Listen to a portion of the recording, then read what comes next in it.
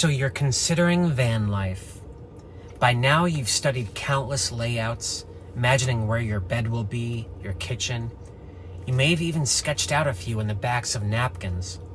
Your plan is to forego real estate, embrace the nomadic lifestyle.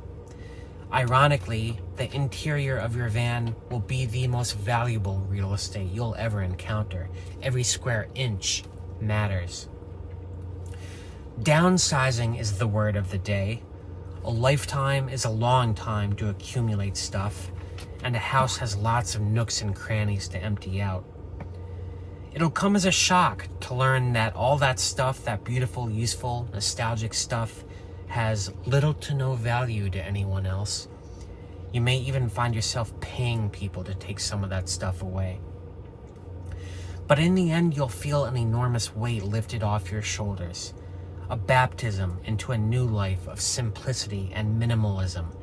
After all, weight equals gas money in van life.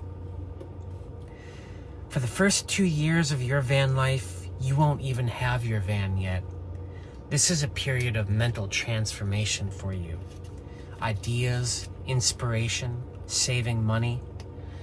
By the time you hand that check to the dealership, there will be no turning back. No one can change your mind.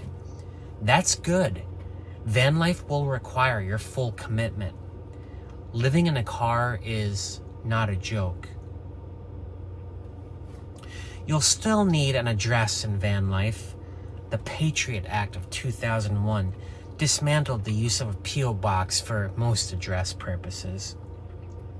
I've heard it's easy to get an address in North Dakota, but do you really want to get a jury duty summons from there?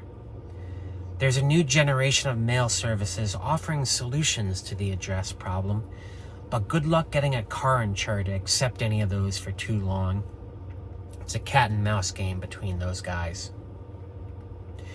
You may find that a trusted friend or family member is the only viable, acceptable, and permanent solution.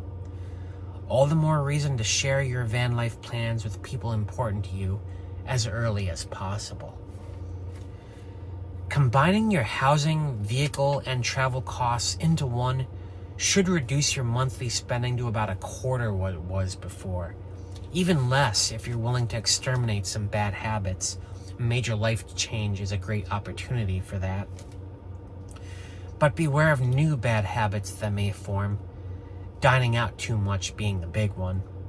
Having a third space to hang around in is something you'll value more when your home is reduced to just one room. Finding places to sleep seems like the scariest element of van life to you. It's the most acute problem after all. You'll need to do it from day one and every 12 hours after that.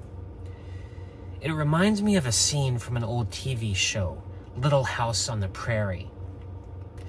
In it, a neighborhood boy approaches Charles Ingalls, the father, played by Michael Landon. The boy has hurt his daughter, Mary, and asks for advice on how to repair the situation. What do I do? What do I say? How do I explain why I teased her like that? How do I apologize? He asks. Michael Landon just puts his hand on the boy's shoulder and says, "Just put yourself before her. The words will come." Sleep is a lot like that. You'll figure it out. Trust yourself. You're smarter than you think. The banality of the straight and narrow path of life has a way of masking what you're truly capable of. You will rise to the occasion. You just need to let that occasion happen. It will never happen when you've invested so much of your life building a wall of security around you, so you'll never have to step outside your comfort zone again. Step out. You'll find the fear of the unknown is quickly and overwhelmingly replaced with the exhilaration of new adventure and purpose. I am again reminded of a moment from my past. I'll never forget those first few seconds when I stepped out of the airplane when I first went skydiving in my late 20s. Adrenaline rush is a feeling of shock and terror at first, but once you realize you'll be okay, you'll want to experience that again and again. You'll be saving a ton of money, but it will mean going against the grain. Some people might call you a cheater. They will be wrong. Cheating means taking the easy way out, and nothing about van life is easy. Let's see them sell all their belongings and sleep in a car every night. As for the system, the greater the risk, the greater the reward. That's the only system in life. Always has been. You've probably studied every system and amenity you want in your van by now. Every heater, fridge, plumbing, and electrical situation. You may have even purchased a few things before you've even gotten your van. Or you might feel overwhelmed by all the options. I've heard the phrase, buy once, cry once, meaning buy the premium version of everything right away and don't spend your money on incremental things. I disagree. Buy cheaply. See what you can get away with at first. You may find you not even need all those things all the van life forums said you do. Only when you touch bottom with a product do you appreciate the value of the next size up. Don't forget, a van is a house with a superpower. Wheels. Traveling with your house at your fingertips is a luxury that cannot be understated.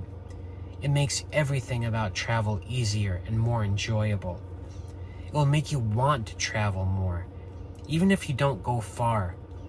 You will move around a lot more than you used to. You will see new things, explore more places. You'll be forced to, but that's a good thing. It's shocking how routine and repetitive the sticks and bricks lifestyle was in retrospect. Years, if not decades of your life gone by, but most of those days indistinguishable from the one before or the one after. When you can drive your life anywhere on a moment's notice and not have to explain to anyone why, every day feels like an adventure. Remember that van life is still life and living costs money. Accidents happen, breakdowns happen, health emergencies happen, and all of these things cost money. Your income will determine the quality of life more than any other factor. There's no getting around that, no matter where you live or what you live in. So get your degrees, nurture your career, invest your time in yourself. If you are about to retire, make sure you've crossed all those T's and dotted all those I's. There will be two big moments in your van life that you will remember forever. One is the first time you step in your van, put your keys in the ignition, and realize you don't know where to go. No one is expecting to see you in any particular place. You don't know what to do with yourself. You are truly homeless. It is a sudden and sinking feeling in your stomach, and you start to cry. It's the same feeling you get when someone you love dies. That's because someone did. The old you. The you that belonged somewhere. This is an important moment because you can no longer kid yourself about your situation. It is the loneliest you will ever feel, but just like with skydiving, it only hurts that first time. The second moment you will remember in your van life is the moment a terrible situation befalls you and you just walk it off. That's because you've been through it before and you know exactly what to do. It's the feeling of fearlessness. Like that guy that free soloed El Capitan in Yosemite. Living in a car will expose you to a variety of challenges that will bestow a confidence upon you. The thing about confidence, it's transferable. It will help you as a public speaker, as a teacher, as a leader. People will notice it and will be drawn to you. Perhaps there's a third big moment in van life, but I haven't experienced that yet. I'm not rushing to get to it either because I'm having too much fun along the way. To all future van dwellers watching this, I hope you are enjoying this festive time of year with company.